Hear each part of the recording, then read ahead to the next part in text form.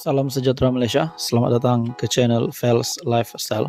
Isu hangat hari ini menyebut nama bekas Perdana Menteri boleh ditangkap. Ini pasti satu kejutan untuk seluruh kepimpinan politik di Malaysia. Satu artikel daripada biharian.com ataupun BH Online. Bekas Perdana Menteri boleh ditangkap jika enggan hadir RCI Batu Putih. Kenyataan daripada Azalina Othman. Perdana Menteri yang membuat keputusan secara sembunyi adalah individu yang bertanggungjawab, menyebabkan Malaysia kehilangan batu putih dalam proses rayuan di Mahkamah Antarabangsa. Dedah Menteri di Jabatan Perdana Menteri, Undang-Undang dan Reformasi Institusi Datuk Seri Azalina Othman Said di Dewan Negara hari ini bertarikh 1 April. Sebelum kita meneruskan di dalam artikel ini, kita juga pernah mendengar berkaitan dengan isu Pulau Batu Putih yang melibatkan nama Tun Mahathir. Di dalam artikel ini, beliau mendedahkan Perdana Menteri ketika itu membuat keputusan secara bersendirian tanpa sesiapa mengetahuinya, termasuk peguam negara yang bercuti ketika itu.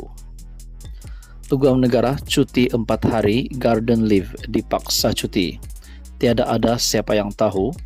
Keputusan dibuat sembunyi-sembunyi menyebabkan kita hilang batu putih dalam proses rayuan antarabangsa. Dan tidak seorang pun menggembar-gemburkan isu ini dan mengaitkan dengan soal kehilangan kedaulatan. Perkara ini sudah disiasat. Pasukan petugas khas dia dipanggil tetapi dia tak datang, dan kini sudah ada Suruhanjaya Diraja ataupun RCI. Beliau boleh dipanggil.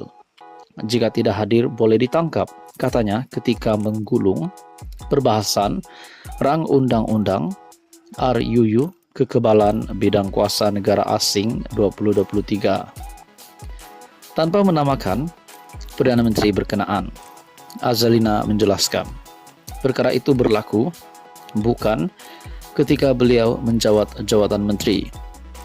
Beliau menjelaskan Malaysia tidak akan kehilangan batu putih jika peristiwa itu berlaku ketika beliau menjadi menteri. Katanya, semua pihak perlu memberikan kepercayaan kepada RCI untuk mengkaji pengendalian perkara berkaitan kes kedaulatan Batu Putih, Batuan Tengah dan Tubir Selatan yang ditubuhkan untuk mencari kaedah penyelesaian serta penambahbaikan mengenai sebarang isu membabitkan kedaulatan negara.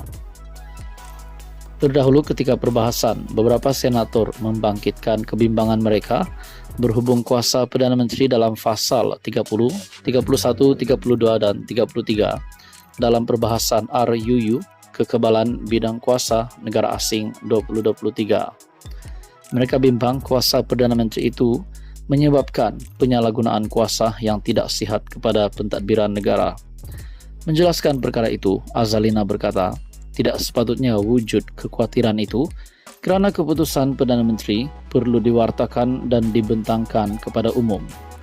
Pada 23 Mei 2008, Mahkamah Keadilan Antarabangsa ICJ memutuskan Singapura mempunyai hak terhadap Batu Putih, manakala Batuan Tengah yang terletak kurang 1 km dari pulau itu milik Malaysia. ICJ juga memutuskan hak milik Tubir Selatan kira-kira 4 km dari Batu Putih akan ditentukan mengikut persempadanan perairan negara yang menguasainya. Apa komen Anda berkaitan dengan isu ini? Sekian saja, teruskan bersama di dalam channel ini.